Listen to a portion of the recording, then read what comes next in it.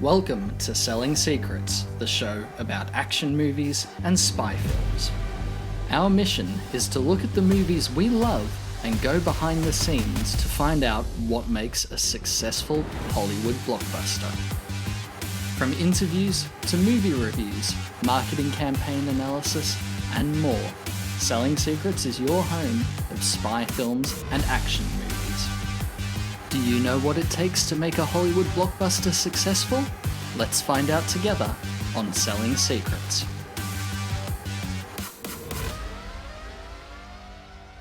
Hello and welcome to Selling Secrets. I'm your host, Josh Gay. Today, it's the interview that you've all been waiting for. It's David Zaritsky, aka The Bond Experience. I had an absolute blast talking with David for this interview, and I just want to say a massive thank you to him for coming on and discussing all things marketing, advertising, and of course, James Bond. I just want to jump straight into this interview because we covered so much, so without further ado, here's my interview with David Zaritsky, The Bond Experience.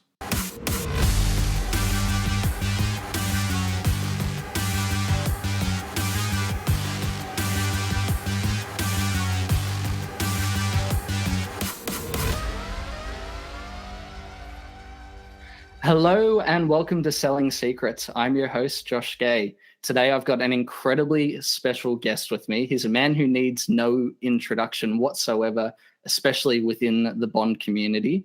Joining me is David Zaritsky, aka The Bond Experience. David, thank you for coming on. Well, thank you. And thank you for that very, very kind introduction. Appreciate it. Absolutely. I mean, I've been following you for so many years, and it's just an absolute honor to have you on here and to actually be able to speak to you in person. So from the bottom of my heart, thank you very much for coming on. I apologize putting you through all that from those many years. That's abuse. No. I was speaking with one of my friends here in Australia, James, who runs the James Bond Down Under account, and he and I were just saying how much this couple of years, creators like yourself, Calvin, Joe, just the whole community, how it's helped a lot. Especially here in Australia with all the fun pandemic stuff that we've gone through. So nothing but admiration for what you do and just thankful. Well, thank you so much. I'll tell you, it's such a quid pro quo because I think for the content creators, it's been just as therapeutic because, I think even before lockdown, we decided, all right, we don't have a Bond movie. How are we going to keep the Bond end up and yet also make it through a pandemic? And the worlds collided together in a positive way that you have all these content creators and so much things that you can just digest that have to do with James Bond. And they're not even official. They're fan-based, which is sometimes the best. Well, I think some of the fan-made stuff, like your content, for instance, is probably better than the official content that's coming out. Too kind. Thank you. Thank you so much. Absolutely. Well, look, I know you're a big Bond fan, probably the biggest in the world, but we'll get there. This show is about primarily action movies, spy movies, but myself, I work in the advertising agency, and I know you work in the ad world as well. So I'd love to have a bit of a chat with you about marketing in general. Tell me about sort of your journey in the ad world, starting out as a young executive, and how did you get to where you are today? Yeah, started out a very young executive in the pharmaceutical industry. And as my mother used to say, until I corrected her, selling drugs. I sold drugs. As a field representative, I would go to doctors' offices, speak to nurses and doctors, and try to convince them to use brand A instead of brand B. And it did. It started my journey of marketing and advertising and sales, all those things combined. What really hit a resounding note for me was storytelling. So storytelling in the field, but then somebody in the home office decided, hey, this guy may be able to do marketing and help us weave the story together in a bigger way rather than just office to office. So that really started my journey, and then jumped from the pharmaceutical internal corporate world to the true Mad Men advertising world. And I tell this story before, but I was hired very, very young as a managing director of a very large corporation. And I could say it today without punitive damage. I was I was not quite skilled for the role that I was hired to, but I'm a quick learner and I became resourceful.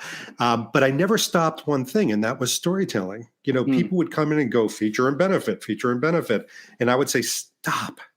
We've all been brought up, even as children, to learn through stories, learn through characters, and learn through events. And so even today, as a president of an agency network of many companies, I tend to tell people to just take a break.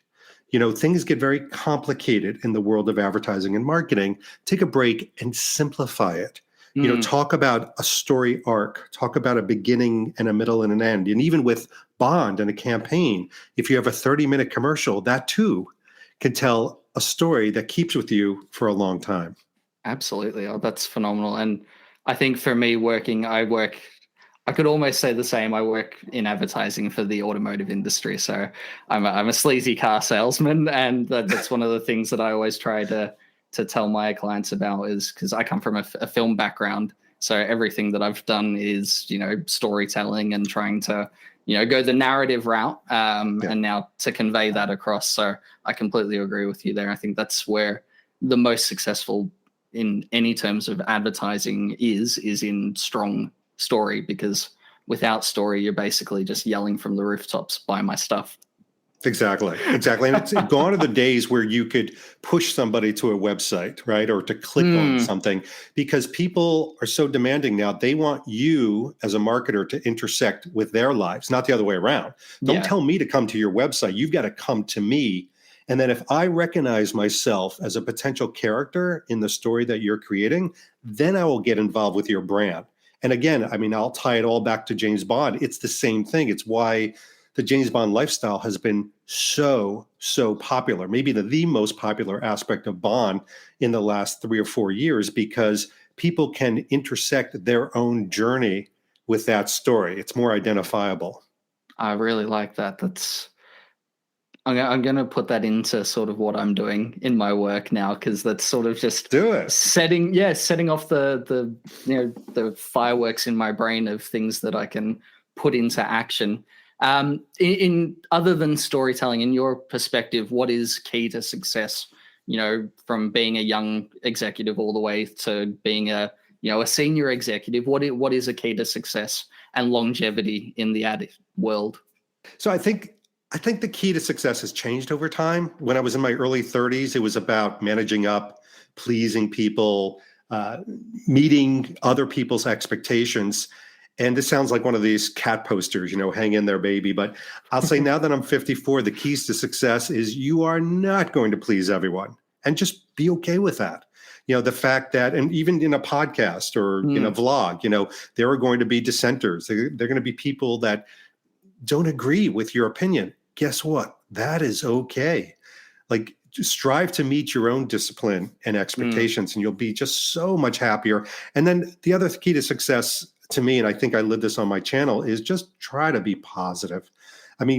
Unfortunately, and even in ad campaigns, negativity sells. But think about the legacy that you're creating. There are podcasters out there that just spout negativity, and there are people that flock to that because that's attractive to some. You're a Star Wars fan, so I'll say it. The Dark Force is very strong.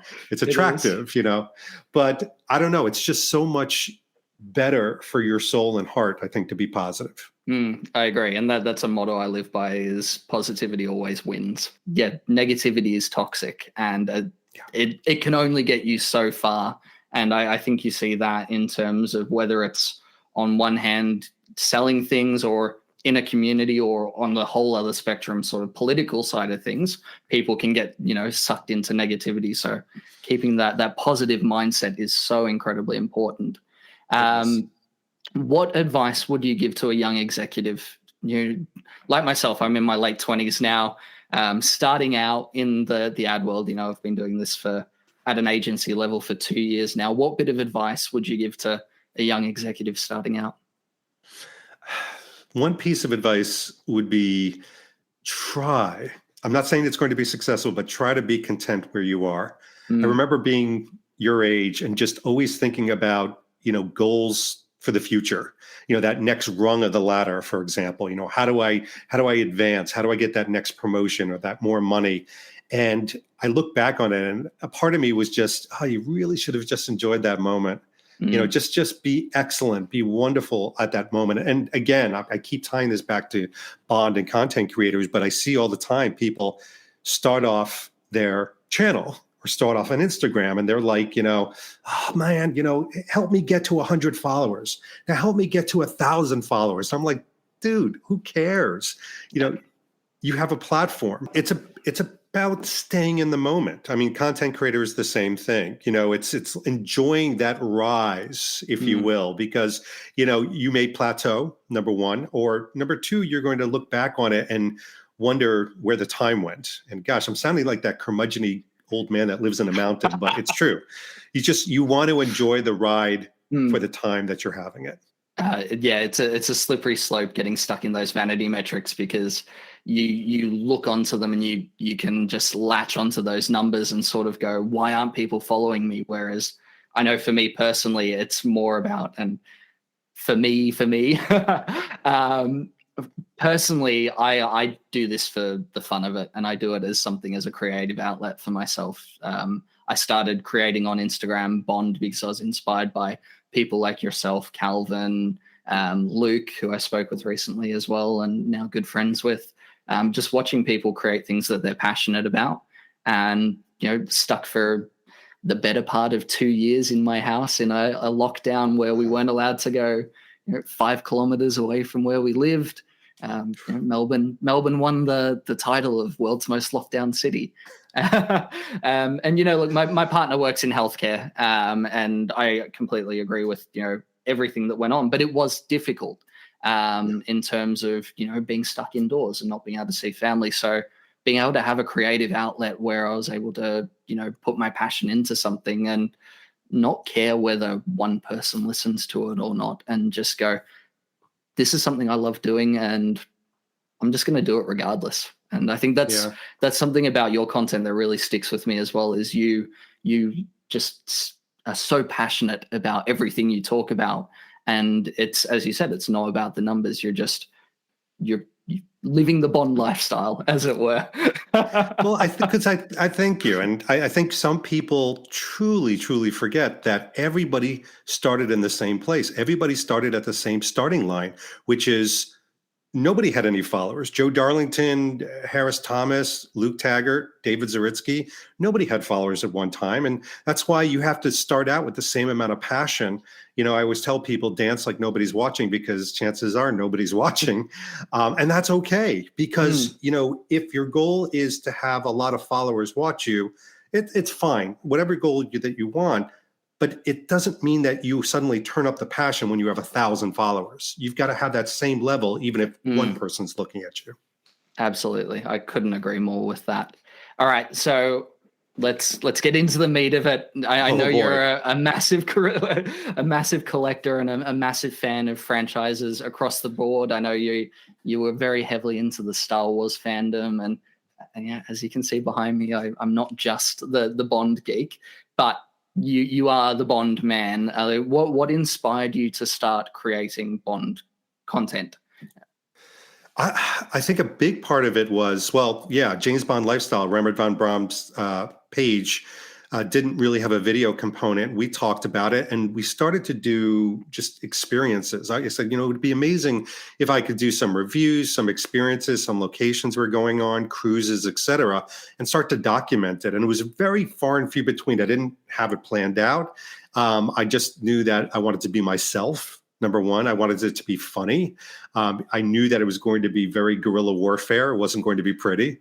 And it seemed to resonate with people on his website. And it got to be big enough that Rembert and I spoke about it and really said this should be kind of its own splinter, off, kind of a sister of it. And I did that. And I think it was 2012 in earnest, gosh, almost 10 years ago, that I really started the Bond experience as its own entity on YouTube. And at first it was more about just style, doing reviews. And I think the number one thing that catapulted it was probably the Billy Reid jacket and coat, where all of a sudden brands, sartorial bond, and my love and interest in bond, which was the lifestyle, really started to hit a crescendo and come into play. So yeah, that was the whole spark to the journey, I think. Oh, very nice. Well, I know my first experience with your channel was, I think I was in a bit of a rough physically, and just started searching in James Bond workouts and all these sort of things. And I came across one of your videos where it was basically you were working out in your basement, and I think Danielle was filming you, and basically just, this is how I do the James Bond workout. And ever since then, I've just been absolutely hooked. Oh, that's fantastic. I'm glad you say that too, because I think people think I have kind of a giant calendar somewhere of like different videos. And I do have a list, but honestly, what I've decided to do, and this makes it a lot easier for me and also therapeutic, is I'm going to be doing these things anyway. I'm going to be working out. I'm going to be opening this box to look at this item. I'm going to be buying this collectible. So the only difference is I stick a video camera in front of me and I speak to the camera as if you happen to walk into the room at the time. And I think that's maybe why it's hit some relevance and connection with people, because it's supposed to be a comfortable conversation. It's not supposed to be a production. Like mine will never be a production. So I think that makes it a little bit more engaging, hopefully. Absolutely. I think something I always say to my clients at work is the crappier, the better.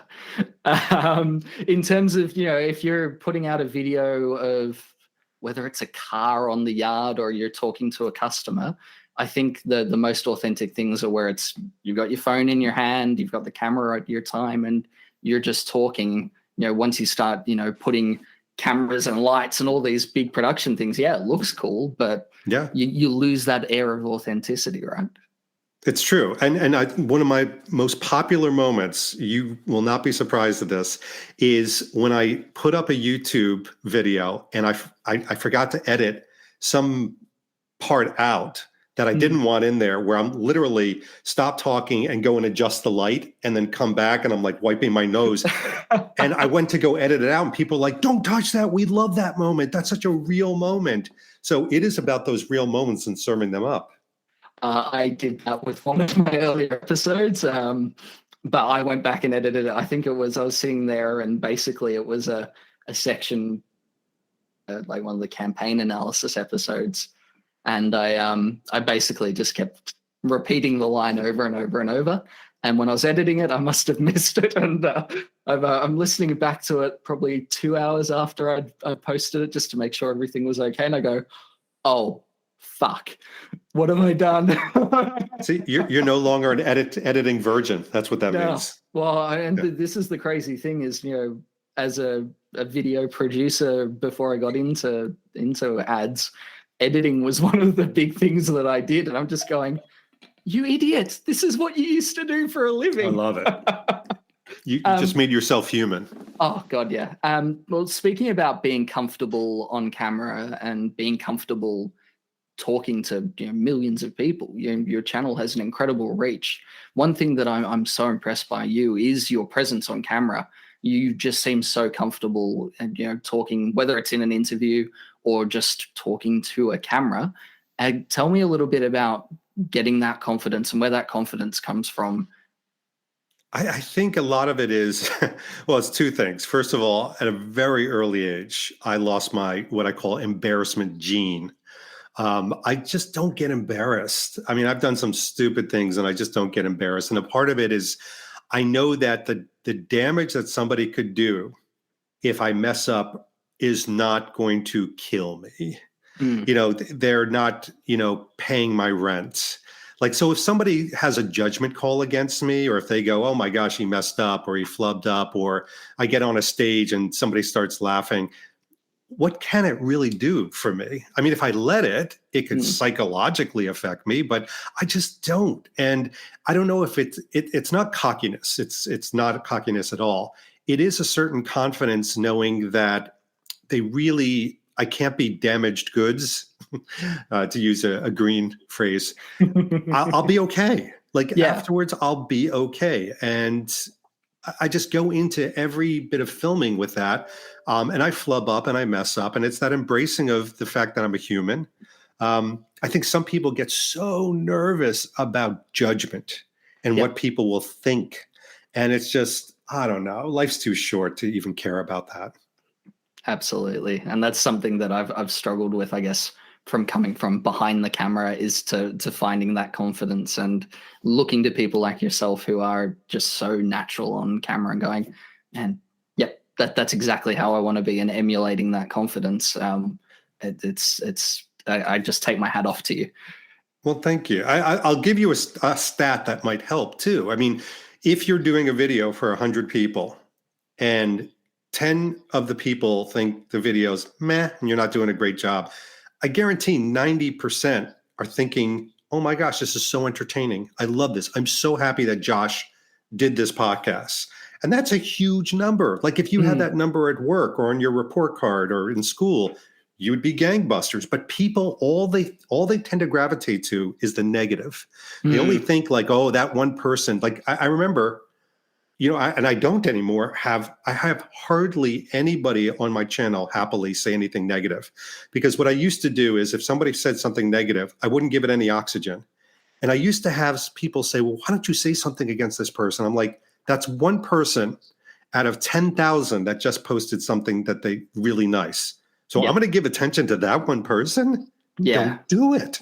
Yep. I used to get sucked into that trap quite a bit as well, especially on social media, as we all do. And I think it got the better of me during one of the lock Time to Die, where someone posted a spoiler and, we were stuck, and I just was like, how could you do this? And then went back and realized that's not you. Like, don't get angry. Like getting stuck in that negativity is challenging, but finding the positives, as you said, is something that we should all be looking for, because that's absolutely, that's life. And always looking for a positive in things is just a happier way to live, right?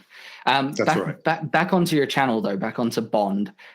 You've been recording for the better part of the past 10 years now. What has that experience, let's call it the Bond experience, been like for you? Oh, it's, I think I used the word therapeutic liberally before. It's therapeutic. It's, I'll never forget, there was one time where I was in Toronto and I was filming at a Skyfall concert. And a guy who really didn't know me that well came up to me and said, gosh, do you ever shut off? Do you ever just relax and enjoy yourself? And I said, I don't think you quite get it. Like, this is my enjoyment. This is my hobby. I don't play golf. I don't play tennis. What I do is the Bond experience to relax. So on vacations, in the morning before work, like this is my way of relaxing. So it's meant everything to me. And the biggest and best side effect has been the people. It's been, first of all, lifting people up, entertaining people is huge for me. But the biggest thing for me is making friends. I mean, I've made lifelong friends. I've gone on vacations with them. I've gotten to know their spouses, their significant others through all of this. So it's been a gateway, a pathway to really experiencing other people and not just a video or something online. That's something that I've experienced, is the friendships, definitely. I mean, I've met people who are stronger friends now than people I've known for my entire life in the space of 2 years. And I've some of these people I've never even met face to face in real life, and I'm stronger friends with people who I've only met over the internet. I find it fascinating how this community can just come together and, gravitate towards each other. And it's just, people always talk about the negatives of the internet, but it brings communities together in such a powerful way. I sound like a poster child, but I will say this. There is something about the Bond community that's different than some of the other fan communities. Call it a cliche. There is a bond there. There is an honor system. There is something about it where, again, 99.9% of the people are just absolutely fantastic and supporting, emotionally intelligent, just all those wonderful things that you would want in a friendship. Absolutely. And I tend to find that with some of the other franchises that I'm a fan of, and perhaps maybe why I've gone off things like Star I can't even talk today, like Star Wars, where, those communities are, you go online and you just see people attacking each other over the silliest little things. And I tend to find you don't get that with Bond. Everyone, regardless of, if you enjoyed No Time to Die or if you didn't, if you thought the ending of the film was awesome or if you absolutely hated it, there's a level of respect that everyone has for each other and community that just goes, well, yeah, cool. I see it differently to you, but that's it. Well, I know your channel is about marketing, and there is a certain marketing of even the persona in the Bond community because, as I say it, the head wags the tail. So if you have some of the content creators that have a decent reach, let's say the more popular ones, being positive and being embracing of other people's opinions and not being negative or even too political, what happens is it disseminates down and people tend to also drink from that. So if everybody was negative from the top down, I think it would be a very negative community. But I like to think that it really is something that everybody just sort of emulates. Agreed. Now, we could talk about the Bond community for hours on end, and we could talk about your 10 years in the Bond experience for forever. But let's bring it back to sort of the last couple of years with the No Time to Die experience. Obviously, we had the film delayed several years, and different parts of the world got it much later than other parts of the world. How did you stay positive during that time, and how did you find the motivation to keep putting out content? I'll never forget when the first delay came, and I sort of dug my heels in. First person I always call with these events is Joe Darlington from Being James Bond, and we always talk. And I called him and I said, "Whoa, dude!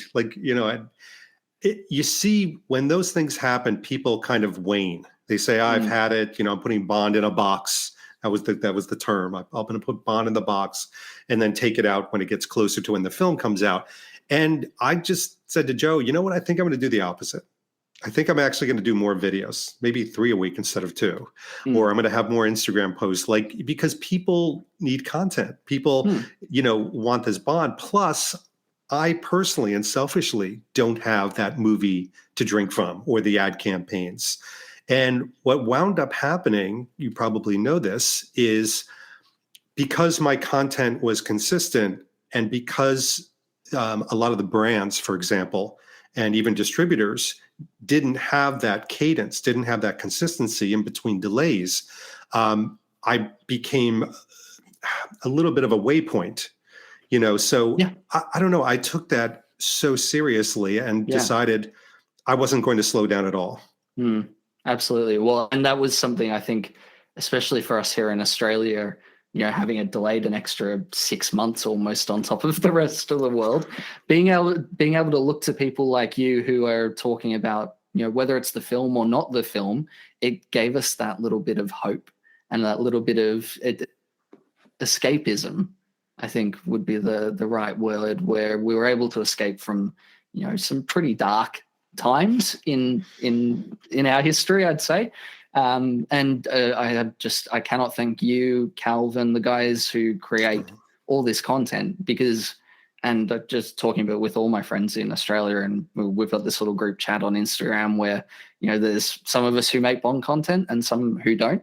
And I just said to the guys, hey, I'm having a chat with David this evening. If there's one thing that you could say to him, what would it be? And they all just said, thank you. Thank you for everything that you do. And I think that more than anything, that past 2 years, people like yourself have just incredibly helped the community move forward and stay on track, whether there was a film or not a film. Thank you. I mean, that means probably more than you would imagine to me, because again, this is one of these things about maturing as you get older. The equity of life stops being money and it starts to turn to happiness. The true equity of life is happiness. And if you can share happiness and get happiness from sharing happiness, it is the biggest payoff. And I love that. I love hearing that because, I do the Bond experience today, mostly for myself, selfishly. But the fact that people can enjoy it or do enjoy it is just, it's wonderful to me. So thank you for that. No, Appreciate you're it. welcome. Absolutely. In terms of the No Time to Die journey for you, what was probably the highlight? I know you went to the premiere, you had all these incredible brand experiences for going to GoldenEye, but what would be the absolute highlight of the No Time to Die experience for you? Oh, I mean, it was a crazy ride. It's, there were certain moments that were surreal moments. Speaking to Barbara Broccoli, Michael G. Wilson, speaking to Daniel Craig twice. Even meeting the CEO and president of Omega and spending time with him and talking about the watches and Daniel Craig behind the scenes. Those were amazing, but I don't think it was like that top highlight. The top highlight for me was when I was in London, and there was an evening where I was with David Walliams, David Arnold, myself, but we were joined by Calvin Dyson, Peter Brooker, and Mark O'Connell. And it was this wonderful mix of my good friends that I've known for years, that I've done all this Bond content with, and then celebrities who, within the first 10 minutes, you realize, yeah, they're celebrities, but they're Bond fans just like us. Like, there is no difference between Calvin Dyson and David Walliams, other than one is a little bit more famous. That's Calvin Dyson, of course. Now, Of course. but the reality was, it was such a magical moment. And I remember sitting back at the dinner table, and Danielle was there, and I just looked around the table at all these faces, and I said, these are friends. Like, nobody cares how many views they're getting. Nobody cares that they're, tomorrow morning they're sitting with Simon Cowell on British Got Talent.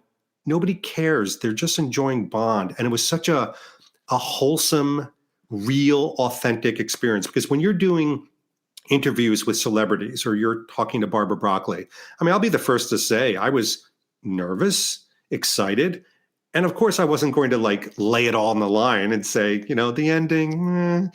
I did tell her that it was a gut punch. I was honest about that. But it's just those little moments where someone like myself can just be myself. It felt incredible. Oh, that's amazing. And just speaking with Calvin, the same thing, just the nicest people. And I've looked up to yourself and to Calvin, and I'll be honest, I was incredibly nervous speaking with both of you. And I go, because I've watched your content for so many years, you are a celebrity in the Bond community, and it's sort of going, I'm talking to David. This is surreal for me. So I would rather do this. I mean, yeah. But I mean, I think like I was saying, 10 minutes into this, you were probably like, oh, David and I are talking. And then the next time we talk, it'll be like, yeah, David and I are talking. I mean, that's the whole thing about anybody that has any kind of quote unquote following, TV or otherwise, is like all of the muck just comes off of you when you realize they probably took a poop this morning too. It's true. It's true. When you look at it like that, it's absolutely true. Well, getting off poop and poo jokes.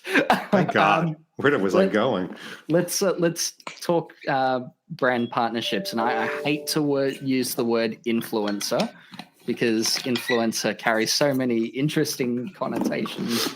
I'd like to call you a bit of you're an ambassador for all of these incredible brands out there. And why is it so important for you to be a champion for the Bond brands? It's an interesting question, because it's got a lot of layers. There's nobody that comes over to you from any brand, or certainly Eon, and dubs you like a knight. You're an ambassador, you're this, you're that. In fact, they're very careful about that, because they want to keep you at arm's length so you can try to be as authentic as you can. And I will say this, the brands have never, ever, ever said, hey, David, we need you to say something nice about this, or we're going to send you this, and, you better, pony up here. Ever. They've never done that. And so I think of myself less as an ambassador and more of myself as kind of a megaphone to what a Bond fan may love and what a Bond fan may not love. about a certain item or piece, because I do. I talk about both. And I think that's something that's lost on some people when they see me do a review. And there's a few people out there that may say, oh, David gets a free suit from Tom Ford. Of course, he's going to say something good. Honestly, yeah, that'll lean me to a positive review. But Yeah, naturally. I'm still going to be talking about the holes in the floor, and I'm still going to be talking about, what things I would improve on. But I do it from a point of view of I'm always giddy with the brands. And people need to also realize these brands over time, like N. Peel and Oliver Brown, I've known them. Oh my gosh, I've known them for over a decade. I've broken bread with them. I've gone to locations with them. I've felt bad for them when times were down. I know the owners. So it's moved from a piece of merchandise or an item to something that's definitely more personal. So yes, I'm rooting for them and I want them to do well. And most of them are mid-sized to small companies.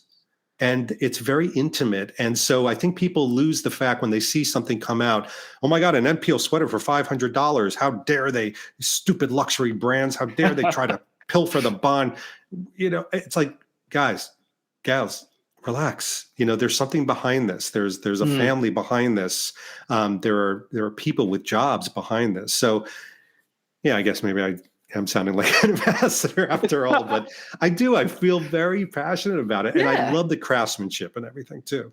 Absolutely. Well, I think that really shone through in your review of the RGT jacket and the interview you did with the creators of that, because I had no idea that they were such a small brand and they were basically a ma and pa shop essentially. Literally. Like it was very cool to see that, because you go, oh yeah, Bond, Tom Ford, like big names and all these sort of things, and you don't realize that half the time it's just a little shop. Yeah. But Josh, you'd appreciate this being in the marketing game. So what happens to you as you get to know the brands more and they invite you inside, so to speak, which this year with No Time to Die, I think got me closer to the brands than ever. I mean, very close.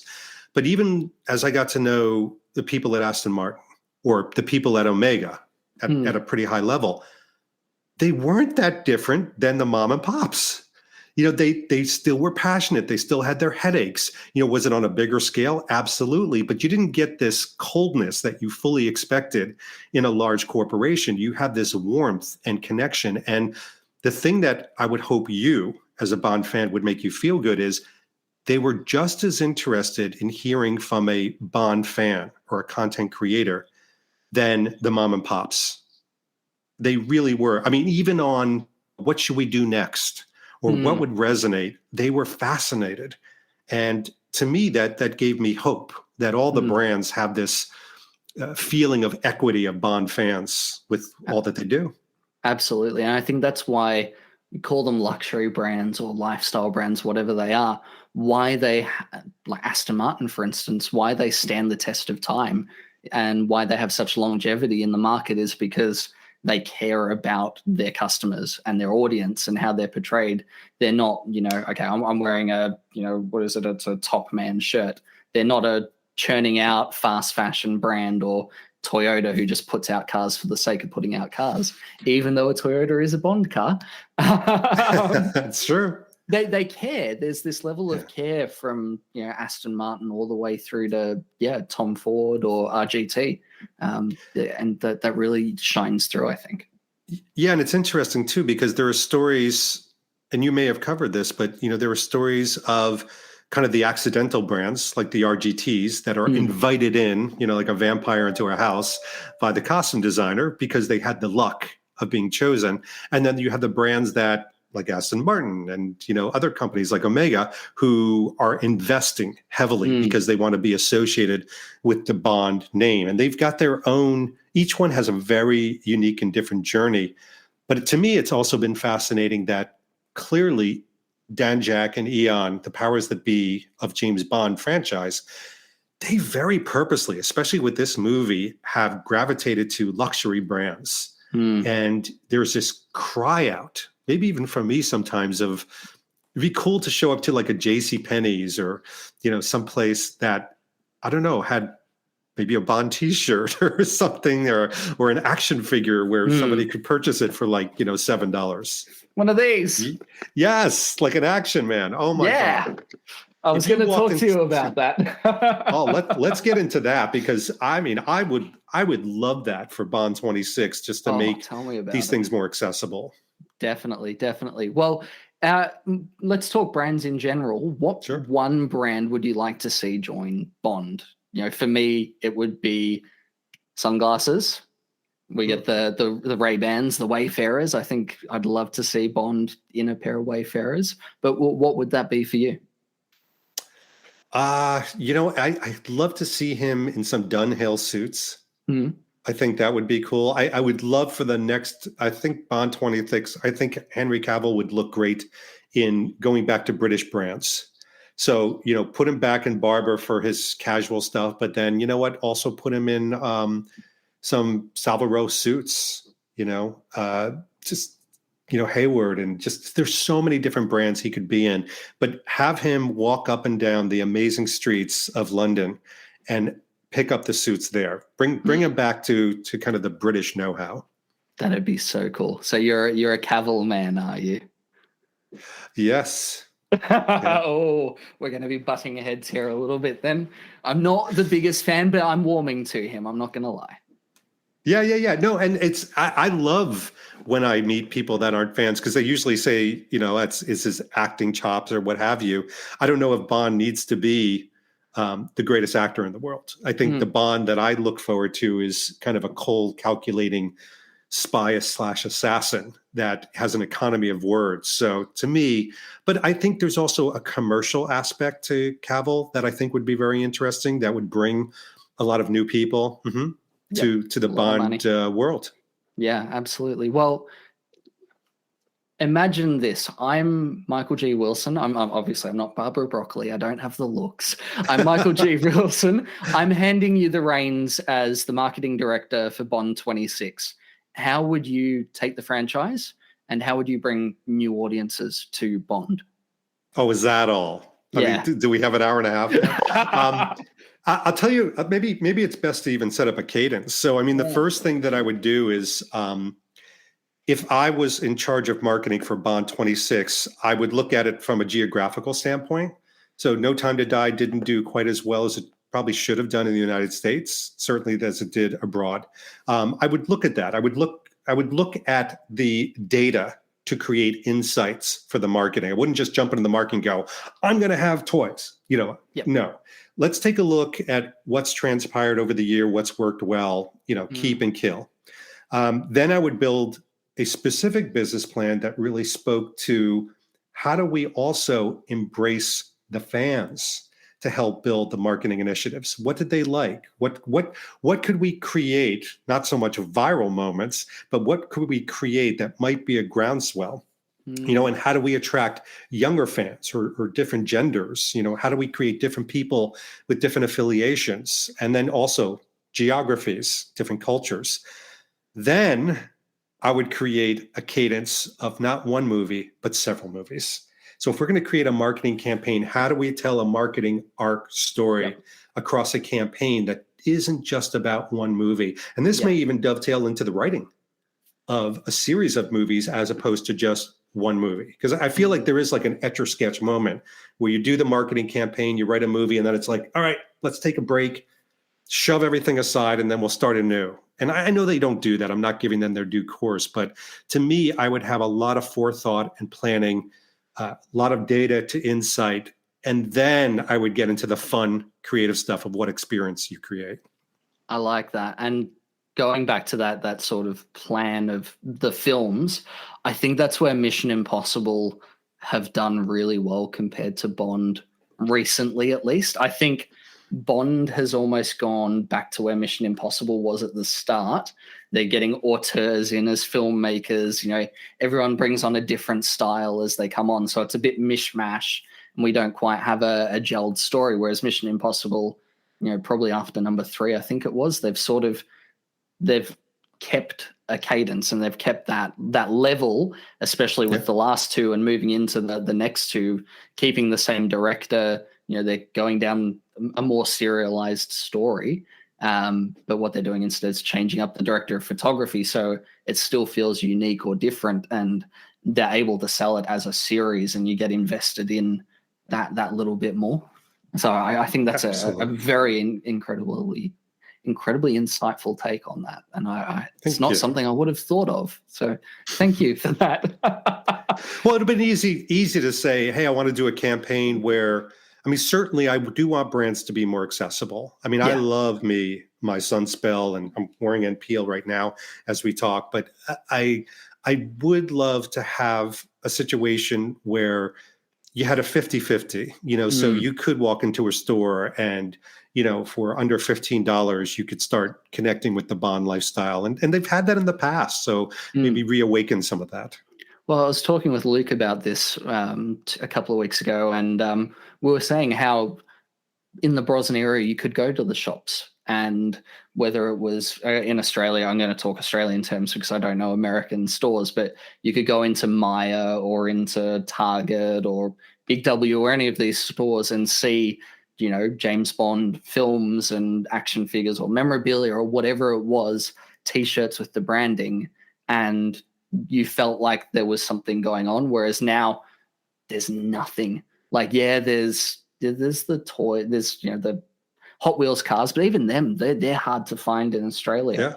It really doesn't seem like there is as much attention to that broader audience compared to, say, some of the bigger franchises like your Marvels and your Star Wars, who, they've got a lot more money because they've got the House of Mouse behind them. But Well, it's interesting too, because really what you see, especially around No Time to Die, but you saw it in Spectre as well, it really gravitated to the collector's market. And the collector market is fine. But if I was to use merchandise and branding as, again, a megaphone for the movie to drive people to get butts and seats for the theater, I would make it a wider embrace of socioeconomical backgrounds. So you've collected the collector's market, but they're a small group of individual and influencers and content creators. They can get to people and speak about these things, but again, they can only go so far. If you have something where you walk into a Target or a JCPenney's or, any of those, typical places, Mark and Spencer, and you can walk away with a T-shirt and you're a billboard for everybody, it really does mean something. Now, I get it. I'm sure the powers that be at Eon say, we don't want to cheapen the brand. But honestly, this type of megaphone to get butts and seats has happened in some very nice genres like Star Wars and Star Trek and Superman and Indiana Jones, and they've all fared well. People see them in a high regard. So I don't think it would take Bond down a peg. Oh, absolutely. And I look at brands like that, for instance, and how they've integrated with pop culture in general. You look at sort of, heck, even John Wick. John Wick was a nothing. 15 years ago, what was John Wick? He was nothing, but he's in Fortnite. He's, across all these different things and has permeated pop culture to almost a larger degree than Bond in recent history. I mean, they've had more films in recent history too, which helps. But I find that interesting. And talking about the T-shirts, one of the things that I was always baffled with the No Time to Die marketing push was the luxury pop culture T-shirts. Why not just partner with someone like Uniqlo, who does all these cool things, and they're high quality products, but they're affordable? I think that's something that they could definitely do. There are a couple of, like you said, some of the T-shirts there that had like the big magic marker Dr. No on it, or things like that, where really, even to me, they were head scratchers. And I received some of them. They were, my thing with the brands. I have a deal with the brands that goes like this. I never accept money, ever. Number one. Number two, I reserve the right to give a negative review or not review it at all. And there were a couple that I just didn't review because I knew that it was just going to be like a slaughterhouse, because I didn't understand it. It just seemed really out of left field, but there it is. I like that. I like your honesty with that as well. Heading into the 60th year of Bond, we've 60 years, it's an incredible journey that we've been across. What are some of the things that you're most looking forward to and hoping from this year? I really did like No Time to Die as a movie, even though the ending, but I really did like it. But now I'm ready for a palate cleanser. I'm ready to celebrate the other films, and I'm looking forward to doing that in a couple different ways. Number one, I'm really looking forward to location events. I want to go back, or for the first time, to some of these locations, and hopefully those particular locations are going to have some events that are worth celebrating or organized where Bond fans can gather and celebrate the movies that were filmed there. So that's number one. Number two, I'm looking forward to engaging. Like right now, there's computer glass between us. Bank, bank, bank, bank. I'm looking forward to seeing people in person again through these celebrations and events, which would be amazing. I'm hoping Eon does something in London, like a big convention. And the third thing I'm looking forward to are the brands. Like I know, and I've heard murmurings behind the scenes maybe, that there are a lot of brands releasing many things as an homage to the 60th anniversary. Yeah, and it's, oh my gosh, it's just going to be like every week there's going to be something. So I'm like a kid on Christmas morning. I'm just really looking forward to that. Nice. Yeah. Out of all the things so far that have been announced, be it a book or a video game or whatever it is, if there was one thing that you could have right now for the 60th anniversary, what would that be? Oh, that's easy for me. There's a brand. I can't name the brand yet because this news isn't public yet, but there's a brand who's going to be releasing more clothing specific to the older Bond movies. And I just cannot. Yeah, actually, it's funny too, because there's, as people are listening to this, there's quite a few brands that are doing that, but there's one in particular that I've seen what they're doing, and I cannot wait. I think people are going to flip out. Oh, you've got me excited. You've got me very excited. Very for cool. That. Well, look, let's wrap up the discussions about the 60 year and No Time to Die in general. No Time to Die obviously had a long marketing push. The film got delayed, it got announced, it got delayed, it got announced, it got delayed. What do you think out of that entire marketing push was probably the most successful element of that entire campaign? I think, anytime they put Cary Fukunaga in front of the camera or in the interviews, I think he was just so authentic and grounded in what he wanted this film to be. I think he was passionate about it. I think those things did well. The trailers were fantastic. I think the trailers just created so much excitement. The unfortunate thing is they pretty much, looking back on it, the trailers was a mini movie. There wasn't a lot outside of the trailers that we got to see in the movie. But the other thing that I think they did a really nice job with was the press junkets. I think that they did a nice job this time around embracing, some, as I was told, and I love this analogy, they finally went just beyond traditional journalists and went just a little bit over into the fan community. So they looked at someone like me and said, well, you're kind of straddling the line of journalism and fandom. So guess what? We're going to take you along for this ride. I think that was really good. And the videos that came from that, I think they were very happy. I remember getting an email from a gentleman at Universal who said what they liked about my videos was some of the journals and some of the TV shows that they invited on the same press junket, they would do their 10-minute blurb on Entertainment Tonight, and then it'd be over. What they liked about mine is it just kept going and going and going. And then a month and a half later, it kept going.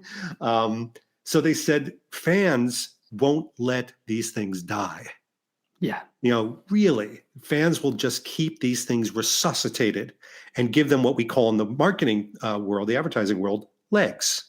Whereas the typical journals are coming in for their 10-minute soundbite, and that's it. It's a job. It's not passion.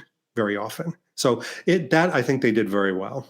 Definitely, and you can see that in the questions that you asked as well.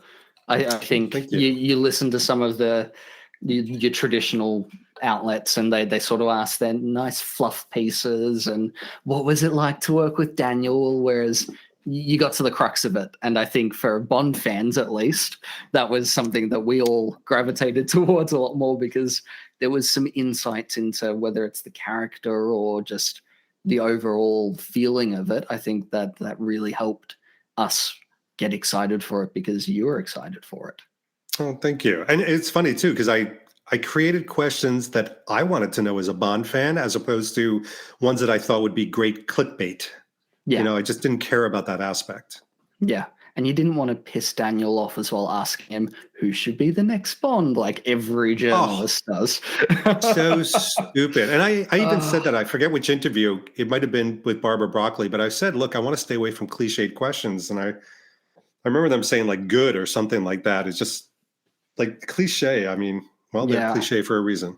I remember hearing just on the red carpet, even, just journalists speculating. I'm going, guys, we're celebrating this release. Let's not look to the future. Let's be in the now and celebrate. Yeah. What do you, if I may ask, I mean, because obviously your vocation is marketing and advertising. What do you think No Time to Die did well?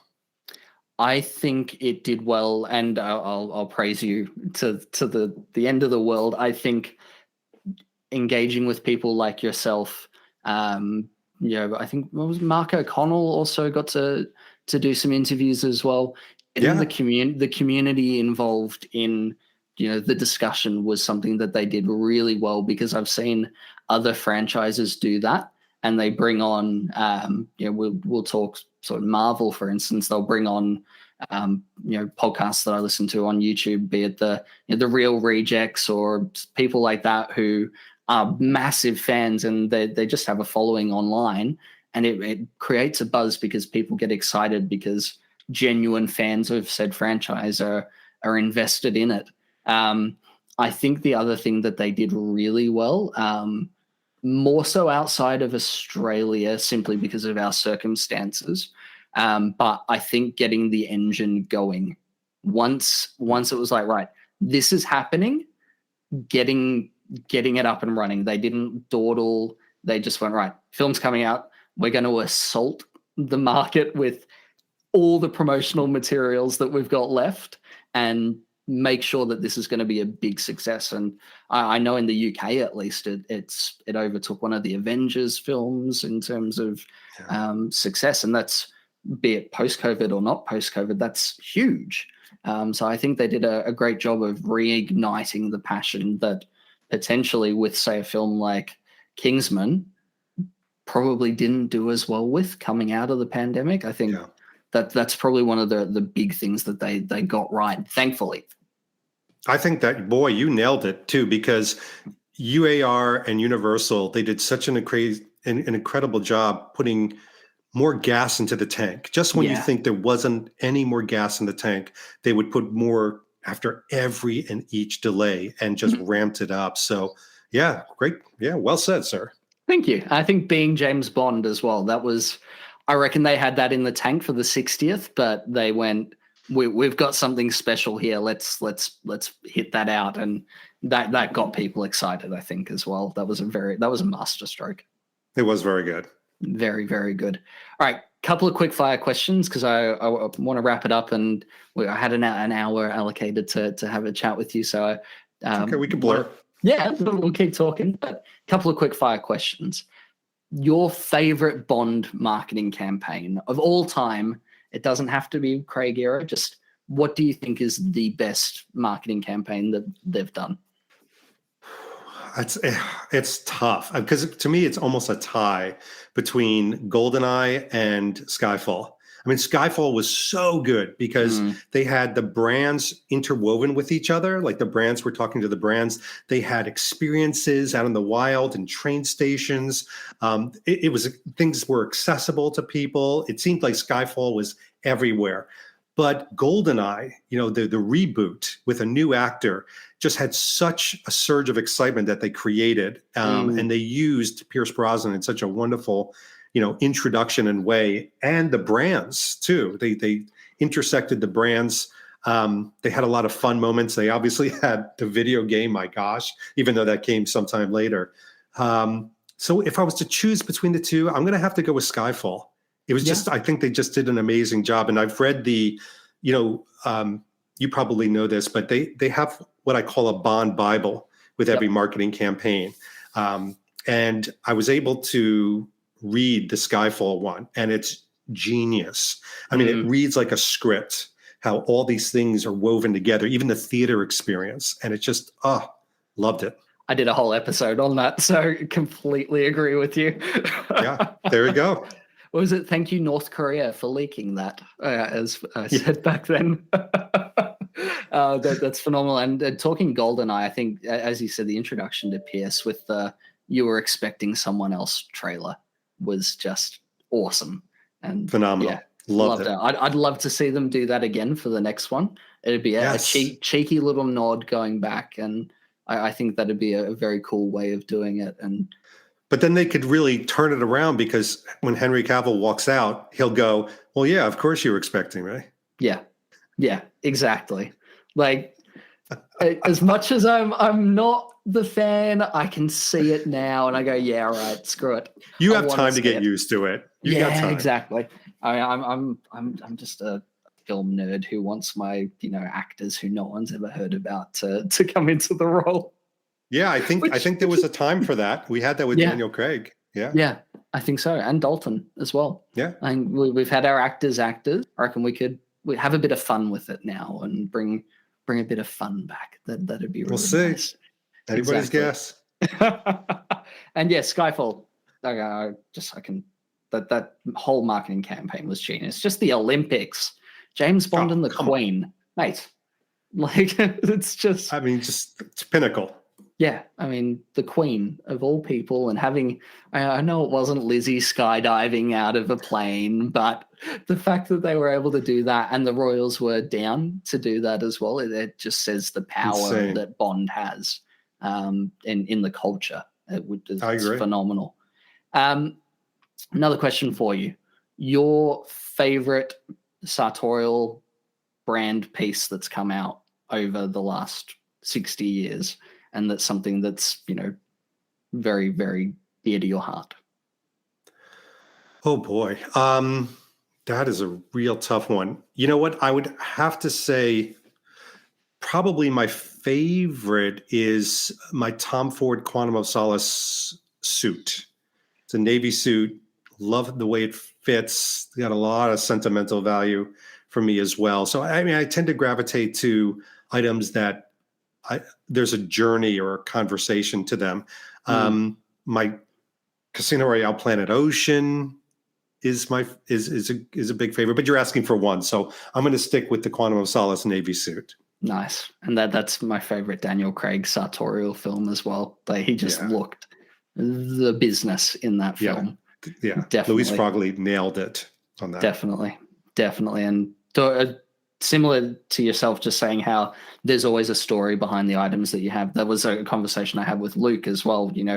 It may not be the most iconic item, but it has something special to you. And I think that's always something that we're going to gravitate towards regardless. Exactly. Right? Yeah, definitely. All right. Final question for you. James Bond Down Under. Would you like to see James Bond in Australia? Seeing as I'm an Aussie, I have to ask that question. I mean, of course. Would I want to see Bond in Australia? Absolutely. I mean, first of all, there are so many dynamic environments and geographies within Australia that you could use for filming. Just the danger of Australia also lends itself to a Bond film. The dangers of the water, the dangers of the land, the perceived dangers, the real dangers. But then you also have the people. You have that Fleming connection to Australians in the books that were colorful characters. And I've always said, my wife and I always joke about this, but in the most loving way. Australians, they look at a piece of parsley and they go salad. They're a hearty bunch. Like they're kind of a no shit bunch. So if you paired that with the no shit attitude of James Bond, I think you would have just a powder keg of amazing opportunity. Oh God, yeah. And talking with Calvin, I had no idea of this. There's a John Gardner connection too. If you take John Gardner as canon, I hadn't heard of this before. Calvin told me. Apparently, James Bond has an Australian uncle in one of the Gardner books. Yeah, get out. So apparently he had this like rich Australian uncle who died and left him all this money, and I think so he needs to come back. Yeah, definitely. I mean, he's got to collect his inheritance. But there's so much rich espionage in Australia as well. You know, we've got the Pine Gap spy base, which is the largest spy base in the Southern Hemisphere, which is shared between the Americans, the English, and the Australians. You know, there's a US military base in Darwin. Are Australians big fans of James Bond? We used to be. I think we're a little bit like the States now. So we used to, and I think it probably has waned in the Daniel Craig era, maybe just because of the lack of content that's come out. Because we are a Commonwealth country, I think there is a bit more passion towards it than maybe there is in the US. But yeah, it's definitely nowhere near as big. I mean, I was a kid when Die Another Day came out. Even when Casino Royale came out, I was in high school. And I remember just the buzz around those two films was electric. There hasn't been that since. Okay. So it'd be nice to reignite that a little bit more. And, you know, circling back to our conversation, getting more regions of the world excited about Bond. And the best way to do that, it's a postcard film. Get him to the cool, exotic locations. Well, you've definitely used your content and your reach on this podcast to now, you know, fire the alarms off to get people to Australia to film. So good for you. Definitely. Well, I mean, you've got Barbara Broccoli's phone number, right? Can you just send it over to me, and I'll give her a buzz. I do. I didn't even know I did that. Wow. Must be hidden in my phone somewhere. Well, David, thank you very much for coming on. It's been an absolute pleasure talking to you, and I cannot thank you enough for all the Australians and for myself personally. Thank you very much for all that you do for the Bond community. This is something that I've been doing in all of my interviews recently. I'd love to be able to shine a light on smaller creators, in whether it's in the Bond community or not. Who are, you know, 3 creators that you think that everyone should be following right now? Well, you mentioned one earlier. Definitely Luke Taggart from Bond's Apartment. I think he's, again, got that very authentic, positive passion. He straddles a lot of different aspects to his channel. He's on Instagram as well as YouTube as Bond's Apartment. Views from Mark is another gentleman. He's based in London. And again, he does like a lot of sartorial reviews on his YouTube page. He's wonderful and engaging. You know, I would also say that I'm really, because I try to drink in a lot of this content, but I also think outside of the male gender is the Dress to Kill podcast with Elma and Alana. And it's an interesting podcast because Elma really knows James Bond very well. And then her friend Alana knows nothing about James Bond. So it's almost like a real life taking along a friend who is going to explore James Bond for the first time with the Sherpa-like qualities of somebody that's known them all their life. So it's just a fun podcast. So those are the 3 I think I would focus on. I love Bill. I think, yeah, the way those two have developed their style over the series as well. It's just such a fun, easy listen. And Alana, while she's not a Bond fan, she brings such an energy and her own perspective as a creative to it. And yeah, definitely recommend people check that out because loved the Dress to Kill podcast. David, thank you very much for coming on. For those who may not know where to find you, where can you be found online?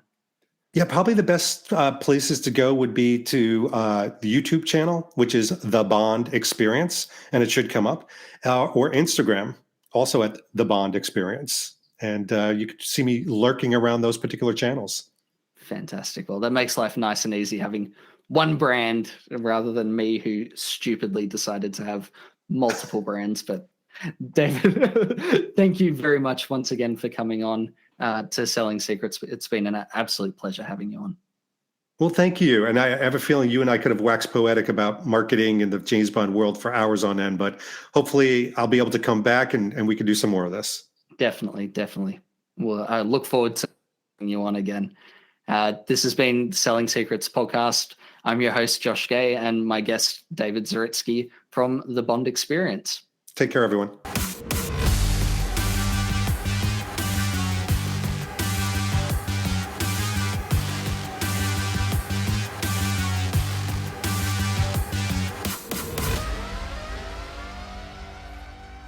So that was my interview with David Zaritsky, aka the Bond Experience. I just want to say a massive thank you to David for coming on. It was an absolute honor having him on the show, being able to talk to someone who I've followed and admired from both a professional level in the advertising industry as well as a Bond fan for so many years was a privilege that I just never thought I'd get the opportunity to have. So thank you once again to David. Thoroughly enjoyed our conversation. He is a true gentleman in every sense of the word. I hope you guys enjoyed the episode as much as I did recording it with David. If you'd like to follow David and check out what he does with the Bond Experience, you can find all links to his socials as well as his YouTube channel in the show notes. If you'd like to follow Selling Secrets online, you can find us on Instagram at Selling Secrets Pod, as well as on Facebook, Selling Secrets Podcast. And if you'd like to follow me, your host, Josh Gay, you can find me on Instagram as well, at 007Oz, which is at 007AUS. If you have enjoyed the podcast so far, I'd love to hear from you. If you could please leave us a review on Apple Podcasts or whatever platform that you listen to the show on, that would be fantastic. Until next time, I've been your host, Josh Gay, and this is the Selling Secrets Podcast.